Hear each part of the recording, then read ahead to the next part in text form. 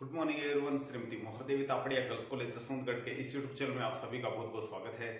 आज का हमारा जो डिस्कस का टॉपिक है वो है ग्लोबलाइजेशन के कुछ लाभ। तो ग्लोबलाइजेशन के अलग अलग प्रकार के हैं जो लाभ मिलते हैं, जैसे कि व्यवसायियों को कुछ अलग लाभ होते हैं, व्यवसाय को कुछ अलग लाभ होते हैं, आर्थिक लाभ अलग होते हैं और सामाजिक लाभ अलग होते हैं। तो आज का हमारा जो टॉपिक है ग्लोबलाइजेशन के जो लाभ है, वैश्वीकरण के जो लाभ है, वो विशेष रूप से आज हम बात करेंगे व्यवसाय के लिए। तो व्यवसाय को किस तरीके से लाभ होता है, बिजनेस को किस तरीके से लाभ होता है, तो उसके बारे में हमने कुछ बिंदु लिख रखे हैं। उन बिंदुओं के आधार पे हम ये तय करेंगे कि बिजनेस को जो व्यवसाय वैश्वीकरण है उसका बहुत बड़ा लाभ होता है। तो किस तरीके से, तो सबसे पहले बात करें नंबर 1 पॉइंट की, हमारे विश्वव्यापी बाजार।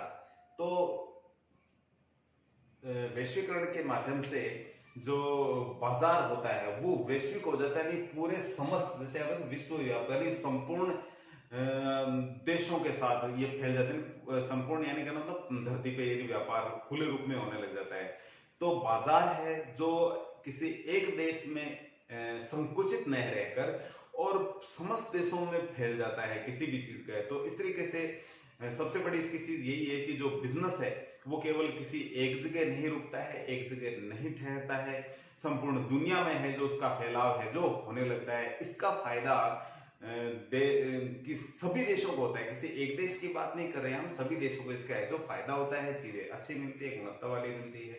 तो बाजार जितना बड़ा होगा उतने ही लोगों को बड़ी मात्रा में लाभ होते हैं। यदि सिंपली बात करें तो व्यवसाय से रोजगार निकलता है, नई नई वस्तुएं देखने को मिलती है और सरकार को टैक्स के रूप में इनकम होती है और नई तकनीकों को फायदा मिलता है। तो बहुत सारे इसके फायदे होते हैं। तो इसलिए कहने का मतलब है जो विश्वव्यापी बाजार है, तो बाजार क्या है, विश्वव्यापी हो जाता है, केवल एक जगह इसका ठहराव नहीं होता है, पूरी दुनिया में है जो ये फैलता है। तो ये फायदा होता है बाजार को, मार्केट को। दूसरा है किस्म एवं गुणवत्ता में सुधार। तो हम बात करते हैं, जब वैश्वीकरण की बात करते हैं तो संपूर्ण सारे के सारे देश एक गांव की तरह यदि काम करने लगे, यानी कोई भी देश कहीं पर भी जाकर के, जो किसी भी देश में जाकर के बिजनेस करता है, तो सबसे बड़ा फायदा होता है किस्म एवं गुणवत्ता में। तो कोई भी चीज जैसे बनाती कोई कंपनियां हैं, चीजें बनाती है, तो हम देखते हैं कि विदेशी कंपनियां, मान लो हम अपने देश की बात कर लेते हैं, तो बहुत सारे आप ऐसे प्रोडक्ट देखते हैं, जैसे कि टूथपेस्ट का मैंने एग्जांपल लिया था पीछे, भी दोबारा देना चाहूंगा कि टूथपेस्ट जैसे कि कोलगेट कंपनी विदेशी कंपनी है, क्लोजअप है, कई बहुत सारी विदेशी कंपनियां, इंडियन कंपनियां जैसे कि पतंजलि है, मिस्वाक है, डाबर रेड है वगैरह, ये इंडियन कंपनियां है। तो इन सभी कंपनियों का कारोबार अपने देश में नहीं है, विदेशों तक फैला है। हमारे वाली जो इंडियन जो कंपनियां हैं, जो पेस्ट वाली, इनका भी विदेशों में भी कारोबार फैला हुआ है। जो कोलगेट का क्लोजअप हमने जैसे इनके एग्जांपल लिए, पेप्सोडेंट वगैरह, तो ये विदेशी कंपनियां हैं, तो हमारे देश में से ये काम कर रही है। तो कहने का मतलब ये है कि बहुत सारे प्रोडक्ट होने से कंपटीशन बढ़ता है और कंपटीशन में वही चीज मार्केट में टिक पाती है, प्रतियोगिता में वही टिक पाती है जिसकी क्वालिटी अच्छी होगी और सस्ती होगी।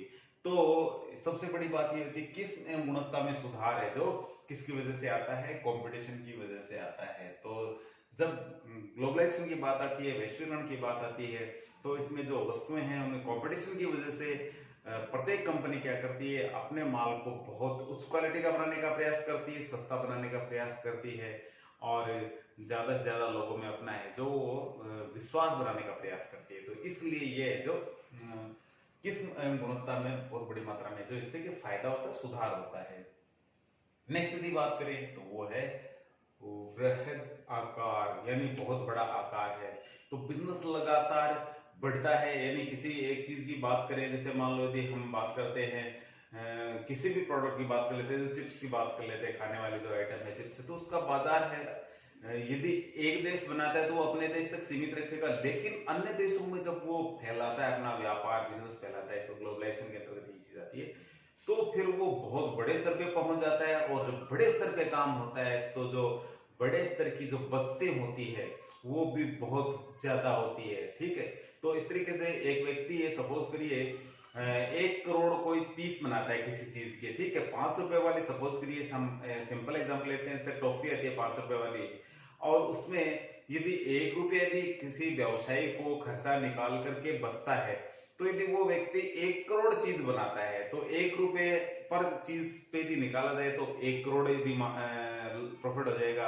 यदि वो जितनी चीजें बना रहा है, बहुत सारी ऐसी चीजें होती है जिनकी सपोज करिए कि रेट बहुत ऊंची होती है, जैसे कि 100 रुपए की कोई चीज है, तो जितनी उनकी ज्यादा क्वांटिटी होगी, जितने विदेशों में ये फैलेगा उनका कारोबार, तो पर प्रोडक्ट पे यदि इनकम आती है तो वो बहुत ज्यादा होती है। तो इस तरीके से सिंपल हमने बात करी कि टॉफी यदि 1 रुपया एक टॉफी में बचता है, तो 1 करोड़ टॉफी है, तो यदि कोई कंपनी बना रही है 5 रुपए वाली, तो जितने वो फैलेगी, जितनी उसका व्यापार इतना बड़ा होगा पूरी दुनिया में, उतना ही उसको प्रॉफिट होना है। तो 1-1 रुपए से ही वो है जो जोड़ते जोड़ते जो करोड़ों में हो जाता है काम है उसका। तो इस तरीके से बृहद आकार से बृहद बस्तें होती है, वो बृहद बस्तों से इनकम भी बड़ी हो जाती है, तो ये फायदा होता है। नेक्स्ट यदि बात करें तो सेवाओं के स्तर में सुधार। तो सेवाएं कौन कौन सी आप देख सकते हैं, बीमा, बैंकिंग, वाणिज्य, व्यापार, संचार, इलेक्ट्रॉनिक, इंटरनेट, ये सेवाएं हैं। तो इन सेवाओं की गुणवत्ता में भी लगातार सुधार आया है। ये सुधार इतना जबरदस्त आया है, तो हम सिंपली एक एग्जांपल देख सकते हैं कि हम बात कर लेते हैं संचार में। तो संचार में सबसे पहले हम टेलीफोन, जैसे कि वो घंटी बजती थी, हम उठाते थे, उसको बात करते थे, वो एक सिस्टम था। लेकिन उसके बाद 2G, उसके बाद में 3G, उसके बाद में 4G, उसके बाद में अपने 5G आ गए। तो कहने का मतलब संचार व्यवस्था कितनी अच्छी हो गई है, अब इंटरनेट भी कितनी हाई क्वालिटी चलने लगी है। तो ये जो शुरुआत में हमने जो चीजें देखी, आज के 10, 12, 15, 20 साल पहले जो चीजें देखी थी इंटरनेट के मामले में, या जो संचार के जो साधन थे उनके बारे में, तो आज बिल्कुल ही बदल गया सिस्टम है। जो आज हम आसानी से एक दूसरे को देख करके बात कर सकते हैं, लेकिन 25 साल पहले यदि पीछे जाए तो किसी ने शायद कल्पना नहीं करी होगी कि इस तरीके से भी हो सकता है कि घर पे बैठे कोई भी आसानी से किसी की से बात कर सकेगा आमने सामने एक दूसरे को देखते हुए। तो ये बहुत बड़ी क्रांति है। तो लगातार कहने का मतलब है सेवाओं के स्तर में क्या है, बड़ी मात्रा में क्या है, सुधार होता जा रहा है। हम देख रहे हैं कि बीमा, बैंकिंग कंपनियां हैं, इनमें भी लगातार सुधार हुआ है। आज के 25-30 साल पीछे और आज की यदि बात करें तो दिन रात का अंतर देखने को मिलेगा। तो कहने मतलब ये जो सेवाएं हैं, इनमें लगातार बहुत बड़ी मात्रा में है जो सुधार हुआ है, और इसका फायदा है प्रत्येक देश को मिलता है। तो ग्लोबलाइजेशन से ये बड़ा फायदा होता है सेवाओं के स्तर में सुधार का। नेक्स्ट यदि बात करें उत्पादन क्षमता का स्वतंत्र निर्धारण। तो उत्पादन क्षमता का जो स्वतंत्र निर्धारण है वो वस्तु की मांग और पूर्ति के द्वारा होता है। कोई भी देश यदि बड़ी मात्रा में प्रोडक्शन यदि वो स्टार्ट करना चालू कर गया, तो फिर उसका जो उत्पादन का जो पैमाना है वो खुद तय करेगा।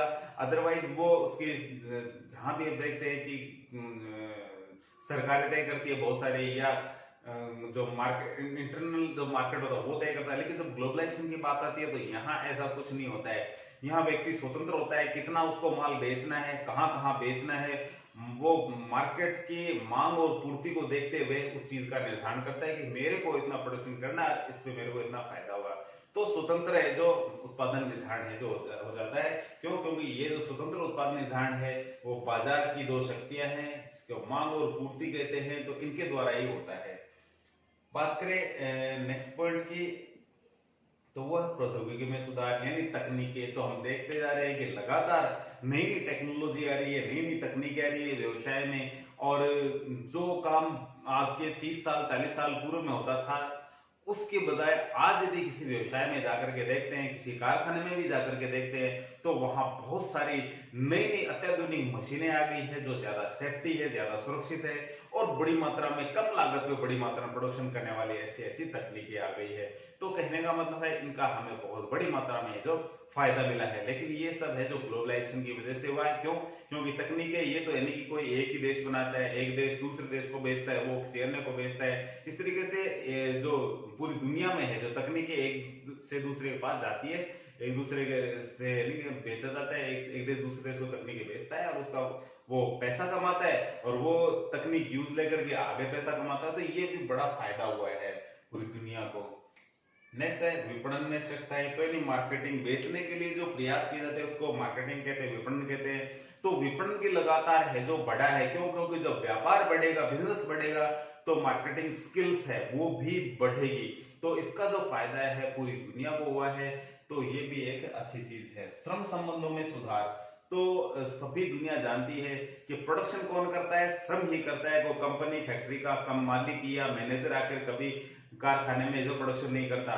तो इसलिए आज लोग समझ गए हैं कि प्रोडक्शन करवाना है तो श्रमिकों को राजी रखना होगा, अच्छे से उनको खुश रखना होगा, तभी वो अच्छे से काम कर पाएंगे। तो वर्तमान जो हालात ऐसे है कि श्रमिकों की भागीदारी लगातार बिजनेस में बढ़ रही है और श्रमिकों को उनका जो है तवज्जो भी दिया जा रहा है अच्छे से, जिससे कि क्या है, श्रमिकों और मालिकों के बीच में जो किसी प्रकार के जो गतिरोध की जो है या विरोध की जो भावना है वो धीरे धीरे खत्म होती जा रही है। श्रमिकों को अच्छा वेतन दिया जाता है, अच्छा पेमेंट दिया जाता है, जिससे कि उनका भी भला होता है और कंपनी का भी भला होता है। तो इस तरीके से श्रमिकों के और जो मालिकों के बीच में जो संबंध है उसमें लगातार हम क्या देखने को मिल रहा है, सुधार देखने को मिल रहा है। क्यों? क्योंकि कोई जरूरी नहीं है कि कोई एक कंपनी अच्छा पेमेंट नहीं दे रही तो व्यक्ति दूसरी कंपनी में जा सकता है। ग्लोबलाइजेशन का मतलब ये है कि बहुत सारी, एक कंपनी नहीं होकर के मार्केट में आपके पास बहुत सारी कंपनियां हैं, आप एक को छोड़ोगे दूसरी में नौकरी करोगे, इसको छोड़ोगे तीसरी में नौकरी कर सकते हो।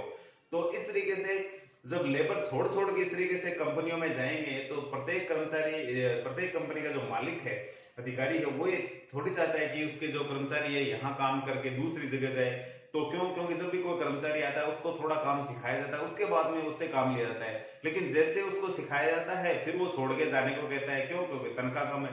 तो इसलिए उनकी जो मांगे हैं कर्मचारियों, जो लेबर्स है, तो उन जो मांगे, श्रमिकों की जो मांगे वो जल्दी ही मान ली जाती है, उनको अच्छा पेमेंट किया जाता है, उनको अच्छी सुविधाएं दी जाती है, उनकी सेफ्टी सिक्योरिटी की व्यवस्था की जाती है। तो ये फायदा है जो बिल्कुल श्रमिकों को होता है, इससे संबंधों में जो सुधार आता है। विस्तृत पूंजी बाजार।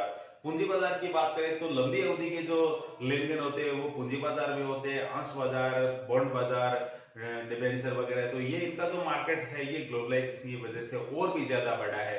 क्यों? क्योंकि ये कंपनियां हैं कि बहुत बड़े स्तर पे काम करती है, बड़ी पूंजी के लगाकर ये काम करती है। तो इस तरीके से ये जो पूंजी बाजार है, विशेष रूप से शेयर मार्केट से जुड़ी हुई जो चीजें हैं वो सारी सारी बहुत ज्यादा आगे है, जो राइज कर रही है। तो कहने का मतलब ये है कि पूंजी बाजार लगातार है जो हमारा बढ़ रहा है। क्यों? क्योंकि इसमें कोई एक कंपनी, ये दुनिया की बहुत सारी कंपनियां एक साथ काम कर रही है इसमें। नेक्स्ट और लास्ट पॉइंट है वातावरण के प्रति सजगता। तो व्यावसायिक जो वातावरण है, लोग उसके प्रति आजकल सजग हो गए। क्यों? क्योंकि ये किसी अकेले का मामला नहीं है, पूरी दुनिया का मामला हो गया है, क्योंकि पूरी दुनिया एक साथ मिलकर काम करना चाह रही है। तो इसमें जो विभिन्न प्रकार की जो लॉस होते हैं, घटनाएं होती है, उनके प्रति है जो लोगों का जो नजरिया है वो बदला है, उनके विचार बदले हैं। इस तरीके से है जो इसमें है जो काफी लोग है जो वर्तमान में क्या है, सजग भी हो गए। तो ये है जो इसका फायदा है जो दुनिया को मिल रहा है। तो ये थे कुछ आज ग्लोबलाइजेशन के लाभ जो कि व्यवसाय को विशेष रूप से होते हैं। तो आज के वीडियो में इतना ही, मिलते हैं नेक्स्ट वीडियो में। तब तक के लिए धन्यवाद। अपने वीडियो को लाइक कीजिए, शेयर कीजिए, यदि चैनल को सब्सक्राइब नहीं किया है तो वो भी जरूर कीजिए।